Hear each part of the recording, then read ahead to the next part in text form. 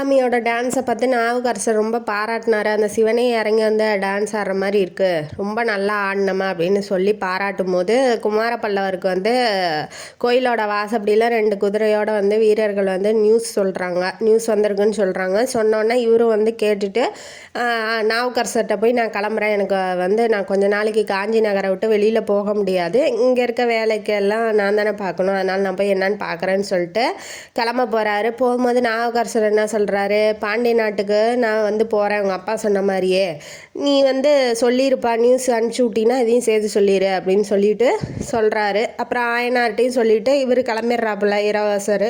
அடுத்தது வந்து நாவுக்கரசர் என்ன சொல்கிறாரு, ஆயனார் காதில் போய் என்ன சொல்கிறாருன்னா, சிவகாமிக்கு வந்து கஷ்டம் வரப்போகுது, எனக்கு ஞான திருஷ்டியில் தெரியுது, அவள் கஷ்டப்பட போகிறா, துன்பப்பட போகிறா, துயரப்பட போகிறா அப்படின்னு சொன்னோன்னே இடி உளுந்துருது ஆயனாருக்கு.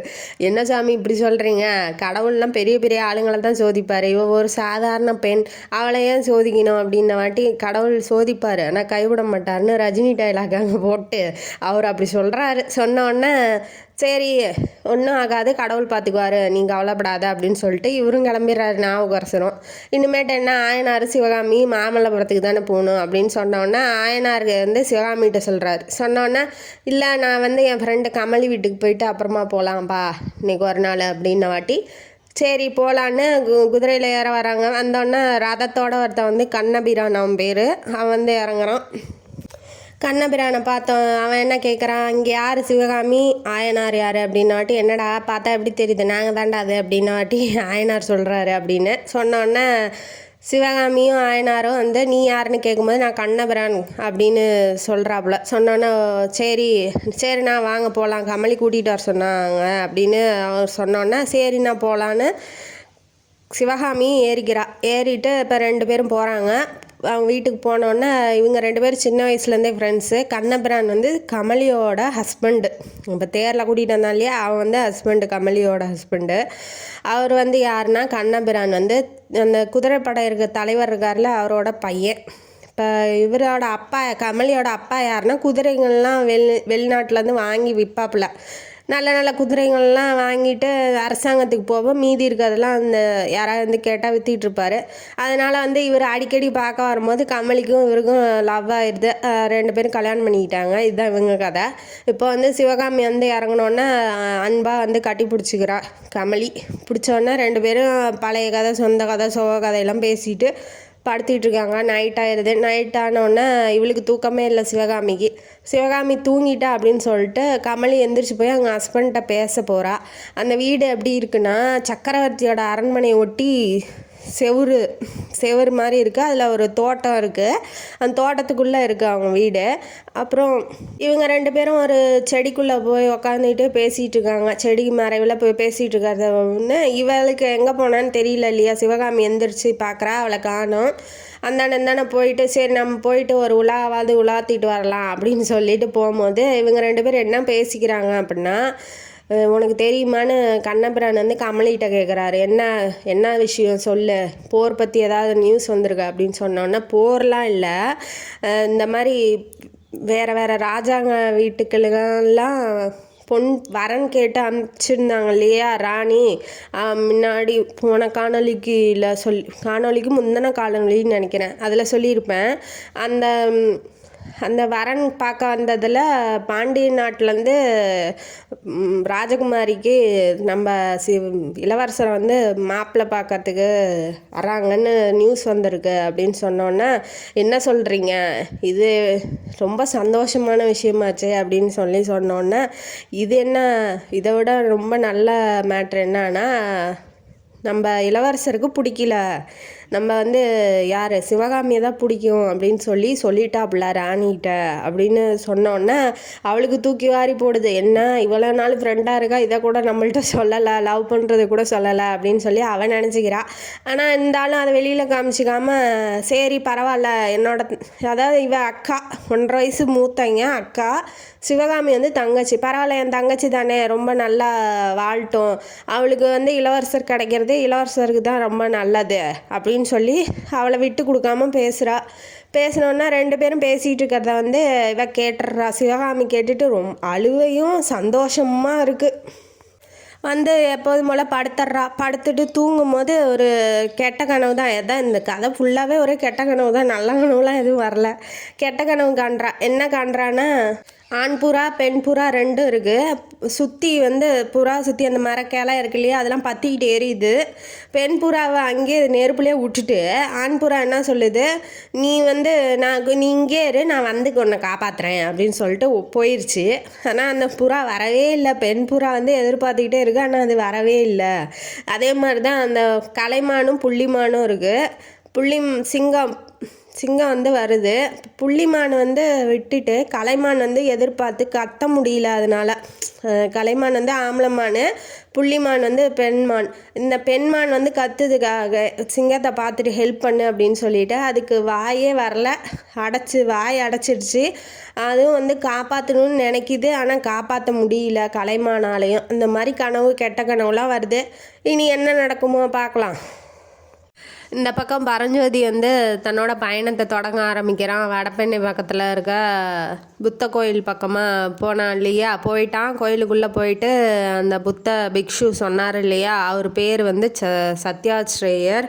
அவர்கிட்ட வந்து அந்த ஓலையை கொடுக்கணுன்னு போய் வாசலில் வந்து ஒரு புத்த பிக்ஷுக்கிட்ட போய் பேசுகிறான். பிக்ஷு என்ன பேசுறது ஒன்றும் புரியல. இருந்தாலும் வந்து நாகநந்தி அடிகள் அமுச்சு விட்டாருன்னொன்னே அந்த பேர் மட்டும் அவருக்கு புரியறதுனால தலைவர்கிட்ட, அந்த புத்த கோயிலோட தலைவர்கிட்ட வந்து கூட்டிகிட்டு போனோன்னே சொல்லுப்பான்னு அவர் தமிழில் பேசவும், இவர் என்ன சொல்கிறாரு, கொண்டு வந்த ஓலையை வந்து நான் ஓலை கொடுக்கணும், இப்படி சத்யாஸ்ரேயர்கிட்ட தான் கொடுக்கணும் அப்படின்னு நாகநந்தி அடிகள் சொல்லியிருக்காரு. நீங்கள் வந்து அவரா அப்படின்னு கேட்கும்போது அவர் என்ன சொல்கிறார், அவர் நான் இல்லைப்பா, இருந்தாலும் கொடு, நான் படித்து பார்க்குறேன்னாட்டி, இல்லை நான் கொடுக்க மாட்டேன், அவர் தான் வந்து ஆர்டர் போட்டிருக்காரு அப்படின்னாட்டி, சரி நீ அவர்கிட்டயே போய் கொடு, நாளைக்கு ஒரு 5-6 பேர் புறப்படுறாங்க. அந்த பக்கம் அந்த நாகார்ஜுன மலை இருக்கு இல்லையா, அஜந்தா ஓவியம்லாம் கண்டுபிடிக்கிறான். அந்த கலர்ஸில் என்ன சீக்ரெட் இருக்குதுன்னு கண்டுபிடிக்க போகிறான் இல்லையா, அந்த மலைக்கு போகிறதுக்கான ஒரு 5-6 பேர் போகிறாங்க. நீயும் கிளம்பு காலையில் அப்படின்னாட்டி அங்கேயே சாப்பிட்டு தூங்கிடுறான். தூங்கினோடனே காலையில் எழுப்பி விட்டு அவங்க 5-6 பேர் போகிறாங்க. அவங்களோடய அனுப்பிச்சி விட்றான் அந்த புத்த பிக்ஷு. இவனும் போகிறான்.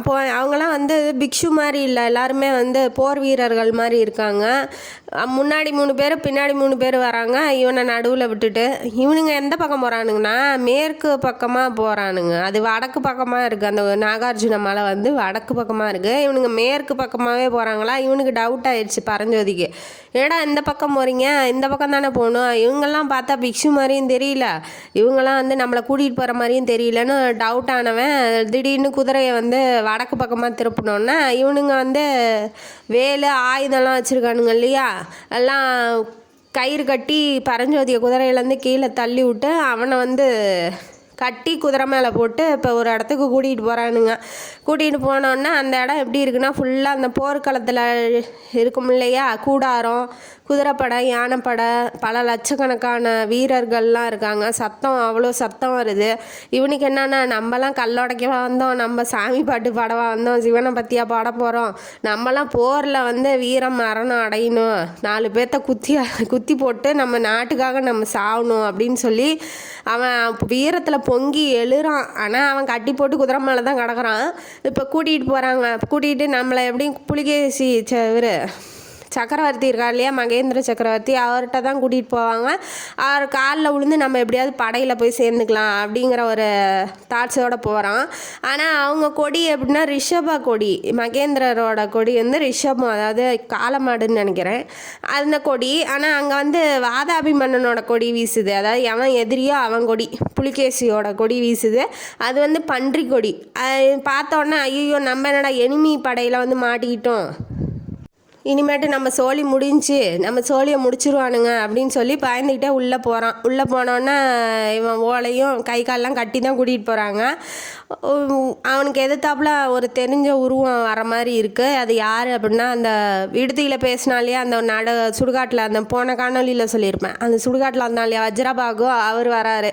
அதனால என்ன தம்பி நீ இங்கே என்ன பண்ணுற அப்படின்னு வாட்டி, உன்னை பார்த்ததுலேருந்து தாண்டா எனக்கு நேரமே சரியில்லை அப்படின்னு மனசில் நினச்சிக்கிட்டு அவன் எதுவுமே பேசல. பேசலை. நீ அவன்கிட்ட சொல்லி தான் விட்றாப்புல. யார் இந்த வஜ்ரபாகு வந்து சொல்கிறா, நீ என்ன நடந்துச்சு உண்மையை மட்டும் சொல்லு அப்படின்னு சொல்லி உள்ளே அமுச்சு விட்றாங்க. உள்ளே யார் இருக்கான்னா புலிகேசி, வாதாபி மன்ன எனிமி இருக்க நாட்டோட தலைவன் வாதாபி மன்னன் இருக்கான். அவன் வந்து புலிகேசி. அவன் வந்து நல்லா வீரம் தீரம், நல்லா கோவம் ஆனால் பறக்கிற மூஞ்சி, கொஞ்சம் கூட கருணையே இல்லாத மூஞ்சி. அது வந்து எலும்பு தோலுமா நல்லா போர் வெறியோடு இருக்கான்.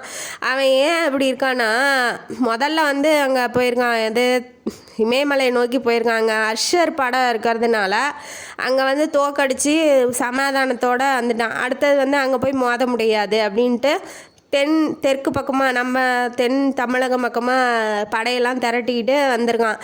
ஏன்னா வந்து சமண சமயத்துலேருந்து மகேந்திரர் வந்து சைவத்துக்கு மாறிட்டார் இல்லையா, அதனால வந்து அவரை எப்படியாவது பழி வாங்கணும் அப்படின்னு சொல்லி இந்த சமண சமயத்தில் இருக்கிறவங்க, அந்த புத்த பிக்ஷுக்கள் எல்லாம் சேர்ந்து வந்து படையெடுத்துகிட்டு போ அப்படின்னு சொல்லி அவனை உசுப்பேற்றி விட்டு இப்போ படையெடுத்துகிட்டு வந்திருக்கான். எப்படியாவது மகேந்திரரை வந்து தோக்கடிச்சிடணும், எப்படி அவன் வந்து சைவத்தை வளர்க்கலாம் அப்படிங்கிற ஒரு மதவேறி கொண்டு திரியிறான்னு வச்சுக்கோங்களேன். அவனுக்கும் அந்த போர் முன்னாடியே ஏதோ ஒரு சின்ன நாட்டோட போர் புரிஞ்சிருக்கான். அதில் வந்து அந்த சமணர்கள்லாம் வந்து ஐடியா கொடுத்துருப்பாங்க இல்லையா, அதனால் அவனுக்கு தோல்வி தான் வந்துச்சு. அதனால் கொஞ்சம் அவங்களுக்கும் இவங்களுக்கும் கொஞ்சம் அதாவது கருத்து வேறுபாடு இருந்திருக்கு. அதனால் கொஞ்சம் பேர் அந்த படையை விட்டு போயிட்டாங்க. இருந்தாலும் வந்து புத்த பிக்ஷுக்கள்லாம் வந்து சொல்கிறதெல்லாம் அவனுக்கு சக்ஸஸ் ஆகிறதுனால அவனை மட்டும் கொஞ்சம் அவங்க பேச்சை மட்டும் கேட்குறான்னு வச்சுக்கோங்களேன் புலிகேசி. பரஞ்சோதியை உள்ளே இழுத்துட்டு போய் அந்த மன்னர் முன்னாடி போடவும், யாரா என்ன பண்ணுற குழந்த, என்ன பண்ணிகிட்ருக்க, அவன் குழந்த தானே, சின்ன பையன் அவனுக்கு என்ன தெரியும், அதனால் என்ன பண்ணுறான் குழந்த, இவனுக்கு ஏன் இங்கே கொண்டாந்து போட்டிருக்கீங்க, என்ன எதனால் இங்கே வந்திருக்கான் அப்படின்னு சொல்லி கேட்கும் போது, இவன் வந்து ஓலை நாகநந்தி அடிகள்கிட்ட வந்து ஓலை எடுத்துகிட்டு வந்திருக்கான்னு சொல்கிறான். அப்படின்னு சொன்னோன்னே, என்ன ஓலையில் என்ன இருக்குது, ஓலை எங்கே இருக்குது அப்படின்னு சொல்லி சொன்னோன்னே, சத்யாஸ்ரேயர் அவர்கிட்ட தான் கொடுக்கணும் அப்படின்னு சொல்கிறான். அதாவது புலிகேசி அவரோட பேர் தான் சத்ராஸ்ரேயர், அவர்கிட்ட வந்து கொடுத்துடணும் அப்படின்னு சொன்னோன்னா அந்த ஓலையை வாங்கி படிக்கிறாப்புல. ஒன்றும் புரியல, அதில் என்ன போர் பற்றி ஒன்றும் இல்லை. அதில் என்ன இருக்குது அப்படின்னா, அஜந்தா ஓவியங்களோட அந்த வர்ணங்கள் கலர்ஸ் இருக்கு இல்லையா, அதோட ரகசியம் என்னன்னு தெரிஞ்சுக்கிட்டு வர சொல்லி நாகார்ஜுன மலைக்கு வந்து அனுப்பிச்சி விட்ருக்கேன், அதோட ரகசியத்தை சொல்லி அனுப்புங்க அப்படின்னு சொல்லி அதில் எழுதியிருக்கு. ஆனால் அதை படித்து பார்த்துட்டு புலிகேசி ஏன்னா 1000 வருஷமாக அதை பற்றி எதுவுமே சொல்லலை, நீ வந்தோன்னே உனக்கு ஒரு ஓலை கொடுத்தோன்னே சொல்லிடுவாங்களா, இது என்ன ஒரு காமெடியாக இருக்குது அப்படின்னு சொல்லி சிரிக்கிறாப்புல. சிரித்தோடனே அவர் என்ன நீ உண்மையான ஓலை எங்கே இருக்குது, அதை நம்பலை அவர். உண்மையான ஓலை எங்கே இருக்குது சொல்லு அப்படின்ன வாட்டி அவன் என்ன சொல்கிறான், இதுதாங்க அந்த ஓலை, எனக்கு நீங்கள் பேசுகிறது அவர் பேசுகிற பாஷை அவங்க வந்து சமஸ்கிருதமும் தமிழையும் கலந்து பேசுகிறாங்க. அதனால் அவனுக்கு புரியல, பாஷையே புரியலன்னொடனே நம்ம அந்த வஜ்ரபாகு இருக்கார் இல்லையா, அவரை கூப்பிட்டு விட்றாங்க. அவரை கூப்பிட்டு விட்டோன்னே இவர் என்ன சொல்கிறாரு, இது என்ன ஓலைன்னு கேட்டு சொல்லு, எனக்கு ஒன்றும் புரியல, அவன் சொல்கிறது நான் பேசுகிறது அவனுக்கு புரியல, அப்படி அவன் நமக்கும் அந்த ஓலைக்கும் சம்மந்தம் இல்லைன்னா இவனை வந்து சிறை சேதம், அதாவது ஜெயிலே போட்டு கொல்லுங்க அப்படின்னு சாவடிச்சிருங்க அப்படின்னு சொல்கிறாப்புல புலிகேசி.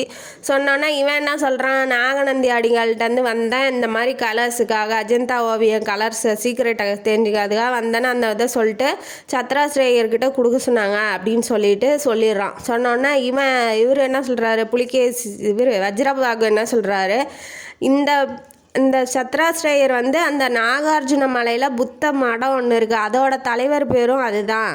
அந்த மலையை வந்து உங்கள் தம்பி படையெடுத்துகிட்டு போயிருக்காரு இல்லையா ஒரு நாட்டுக்கு, அதை சம்மந்தப்பட்டதாக கூட இருக்கலாம்.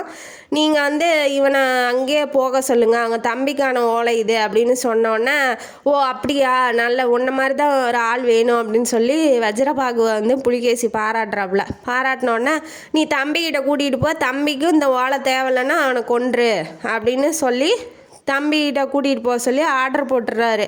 ஒரு 9 பேர்த்தோட 9 பேர்த்தோட இவனும் போகிறான் இல்லையா. அப்போ வஜ்ரபாகு வந்து கொஞ்சம் மெதுவாக பரஞ்சோதிகிட்ட சொல்கிறாரு, நான் நாளைக்கு நைட்டு வந்து உன்னை பார்க்குறேன் அப்படின்னு சொல்கிறாரு. அவனுக்கு ஒரே சந்தோஷம்தான். ஏன்னா அவருக்கு கதை சொல்கிறது, கதை கேட்குறது இவனுக்கு பிடிக்கும் இல்லையா பரஞ்சோதிக்கு.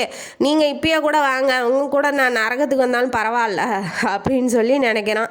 நினச்சோன்னா இவங்க 2 பேரும் 9 பேர்த்தோட இவர் போயிட்டார் வஜ்ரபாகும். பரஞ்சோதி மட்டும் 9 பேர்த்தோட வந்திருக்கான் இல்லையா நாகார்ஜுன மலைக்கு பக்கமாக வரான். வந்தோடனே ஒரு கிழவன் வந்து வயசான கிழவன் ஒரு வீடு தெரியுது. அதில் வந்து ருத்ராட்ச மாலை வந்து ஜபம் பண்ணிகிட்டு இருக்காப்புல. இவர் போய் கேட்டவுடனே என்ன பண்ணுறீங்கன்னு என்னமோ பேசுகிறாங்க. அவர் என்னமோ சொன்னோன்னே இவங்கெல்லாம் உள்ளே போய் தூங்குறாங்க. இப்போ தூங்கும் போது திரும்ப ஒரு கெட்ட கனவு வருது. யாருக்கு? பரஞ்சோதிக்கு. பரஞ்சோதியை வந்து யானை ஒன்று துரத்திக்கிட்டு வருது. அந்த யானைகிட்ட வந்து தப்பிக்கிறதுக்காக புலிகேசி வந்து ஆர்டர் போட்டுடுறாப்புல, யானையை காலை விட்டு மிதித்து கொல்லுங்க அப்படின்னாட்டி தன்னை காப்பாற்றிருக்கிறதுக்காக பரஞ்சோதி வந்து வேலை விட்டு எய்கிறான் யானை மேலே. யானை வந்து துரத்திக்கிட்டு வருது பரஞ்சோதியை கொல்றதுக்காக. அந்த யானையோட முகம் தும்பிக்கை வந்து யார் மாதிரி இருக்குன்னா, அந்த வெளியில் உட்காந்து ஜபம் பண்ணிட்டு இருந்தார் பார்த்தீங்களா, அந்த வயசானவர் அவர் மாதிரி இருக்குது. தட்டி எழுப்புறாரு. அந்த தும்பிக்கையில் அடிக்கும்போது இவன் கண்ணை முழிச்சு பார்த்தா அது உண்மையிலே அந்த கிழவன் தான் வந்து தட்டி எழுப்புறான் பரஞ்சோதியை. அந்த வயசான ஒரு பரஞ்சோதியை வந்து எழுப்பி விட்டான் இல்லையா. எழுப்பி விட்டு வெளியில் வா போகலாம் அப்படின்னு சொல்லி சைகை காமிக்கும் போது கையை பிடிச்சி அழுத்துறாரு. அழுத்தினோடனே அவர் யாருன்னு அவனுக்கு தெரிஞ்சிருது. தெரிஞ்ச உடனே சரி வாங்க போகலான்ட்டு ரெடியாக குதிரை வெளியில் இருக்குது. இவர் கிளம்பாமல் லேட் பண்ணுறாப்புல. லேட் பண்ணிவிட்டு தன்னோட வேஷத்தெல்லாம் கலைக்கும் போது நான் யாருன்னு கண்டுபிடி அப்படின்னு சொல்லிட்டு இருக்காரு. திரும்பி அதாவது அவன் பக்கம் முதுகு காமிச்சிட்டு திரும்பிட்டு இருக்காப்புல. இவன் வந்து பரஞ்சோதி என்ன சொல்லிட்டான், நீங்கள் தானே வஜ்ரபாகு அப்படின்னு சொல்லி கண்டுபிடிச்சாரான். ஓ நீ புத்திசாலி தான் அப்படின்னு சொல்லிட்டு வாங்க போகலாம் அப்படின்னு கூப்பிடும் போது இல்லை இரு தூக்கத்தில் இருக்கும்போது நம்ம தப்பிச்சு ஓடிட்டோன்னு அவச்சொல்லுக்கு ஆளாக நான் விரும்பலை, அவங்களையும் எழுப்பி கூட்டிகிட்டு போகலான்னு ஆட்டி என்ன ஒரு எப்படி நடத்துகிறாரு அப்படின்னு அவனுக்கு ஒரு ஆச்சரியம்.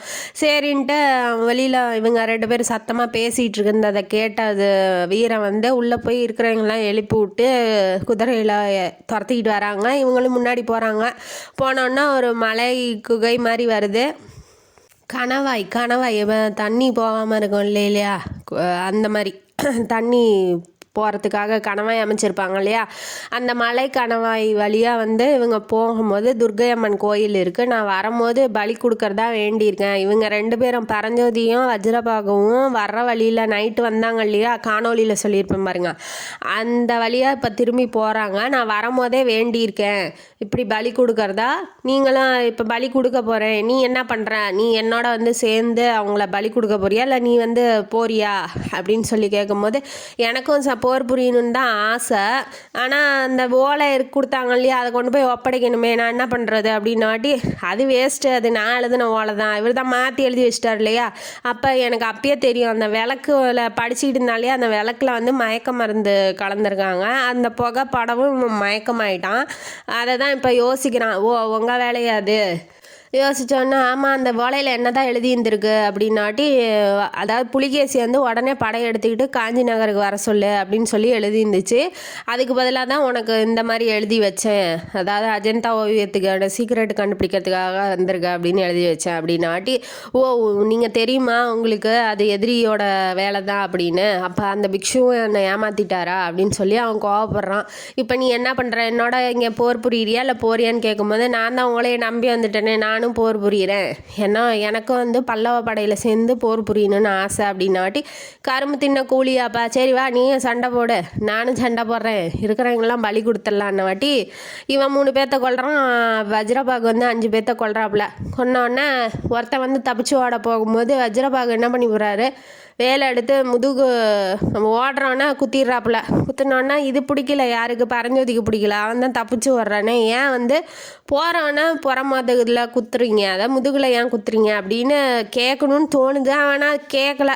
சரி வாப்பா போகலாம் அப்படின்ன வாட்டி ஏன் என் மேலே கோவமா, இவன் போய் ஒரு தாவலை உக்காந்துட்டான். இவங்க இந்த செயல் வந்து அவனுக்கு பிடிக்கல, எல்லாம் கொலை பண்ணதுக்கப்புறம் போய் உக்காந்துட்டு இருக்கான். அவர்கிட்ட போய் அவன் கேட்குறாப்புல வஜ்ரபாகு ஏன் என்னாச்சுன்னாட்டி, இப்படி தான் வந்து போர் புரியறதுக்கு முன்னாடி அர்ஜுனன் வந்து கொஞ்சம் தயங்குனா, அப்புறமேட்டு வந்து இவர் கிருஷ்ணர் வந்து ஊக்கம் கொடுத்து போர் புரிஞ்சான். அப்புறம் யுத்தம் என்னாச்சுன்னு அப்படின்னு அவன் ஆர்வத்தோட பரஞ்சோதி கேட்கும்போது, சரிதான், நான் இந்த யுத்தத்தை பார்ப்பேனா இல்லை மகாபாரத யுத்தத்தை வந்து உனக்கு சொல்லிட்டு இருப்பேனா அப்படின்னு சொல்லிட்டு மலைப்பாதை வழியாக அவர் மேலே ஏற தொடங்குறாரு. இவனும் பின்னாடியே போகிறான். பின்னாடியே போனோன்னா, நீ என்ன என்னோட சண்டை போட போறியா அப்படின்னு கேட்கும்போது, ஆமாம், நான் எதாக இருந்தாலும் நேராக தான் பேசுவேன், யார் முதுகுலையும் குத்தி எனக்கு பழக்கம் இல்லை அப்படின்ன வாட்டி, ஓ இதனால தான் இவன் கோபமாக இருக்கான் அப்படின்னு சொல்லி அவர் தெரிஞ்சுக்கிறாரு. ஆமாம், அவனை போக விட்டுருந்தா இப்போ ரெடியாக வந்து வாதாபி படையெல்லாம் ஃபுல்லாக காஞ்சி நகரத்துக்குள்ளே வந்திருக்கோம். உடனே வந்து சண்டை போட்டு எல்லோரும் இது பண்ணியிருப்பாங்க, ரெடியாக இருக்காங்க.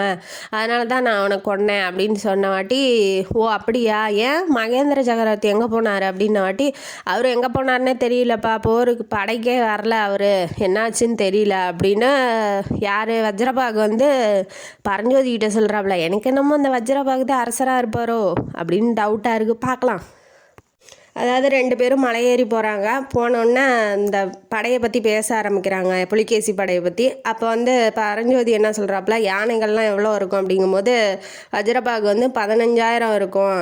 அதுங்களுக்கெல்லாம் வந்து நம்மளை மாதிரி இதெல்லாம் சாப்பாடு தண்ணியெலாம் கொடுக்க மாட்டாங்க, சாராயம் ஊற்றுவாங்க. அதனால் வந்து அந்த யானைகள்லாம் வந்து என்ன பண்ணுறதுன்னு தெரியாமல் அந்த கதவுகள், அந்த கோட்டை கதவுகள் இருக்கும் இல்லையா, அதெல்லாம் வந்து வேகமாக மோதி உடைக்கும் அப்படின்னு சொல்கிறாப்புல. இது என்ன இது ஒரு அநாகரிகமான போராக இருக்கே, இப்படிலாமா பண்ணுவாங்க அப்படின்னு சொல்லி பரஞ்சோதி கேட்குறாரு. உடனே மகேந்திர சக்கரவர்த்தியும் இப்படி தான் பண்ணுவாரா, அநாகரிகமான போர் தான் பண்ணுவாரா அப்படிங்கிறது கேட்கும் போது, மகேந்திர சக்கரவர்த்தி இன்னும் வந்து அங்கே சேனைகள் இருக்கிற இடத்துக்கே போகலையே, நீங்கள் என்ன சொல்லி புலிகேசி மன்னன்ட்ட சேர்ந்தீங்க அப்படின்னு சொல்லி கேட்கும் போது, அதுக்கு வந்து வஜ்ரபாகு சொல்கிறாரு, அதாவது 200 வருஷத்துக்கு முன்னாடி சோழ நாட்டுக்கும் பாண்டிய நாட்டுக்கும் நடுவில் வந்து அச்சுத கலபினன் அப்படின்னு ஒரு அரசர் வந்து ஆட்சி பண்ணிட்டு இருந்தார்.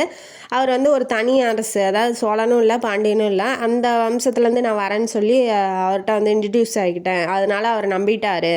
நீ வந்து காஞ்சியை பார்த்தியா அப்படின்னு புலிகேசி கேட்கும்போது அந்த காஞ்சி நகரத்தை பற்றி விவரித்து சொன்னேன். அவருக்கு ஒரே ஆச்சரியமாக இருக்குது, அதிசயமாகவும் இருக்குது. அந்த நகரம் எப்படியாவது பிடிக்கணும் அப்படின்னு நினைக்கிறாரு. அதாவது ஒரு பூனை வந்து எலியை பார்த்தா எப்படி ஆச்சரியமாகவும் ஆசையாகவும் பார்க்கும் இல்லையா, அந்த மாதிரி வந்து அவர் வந்து நினச்சிட்டு இருக்கிறாரு அப்படின்னு சொல்லிட்டு இவர்கிட்ட யார்கிட்ட பரஞ்சோதிக்கிட்ட சொல்லிகிட்டே வந்துட்டோன்னா பல்லவ சேனைக்கிட்டே வந்துட்டாங்க.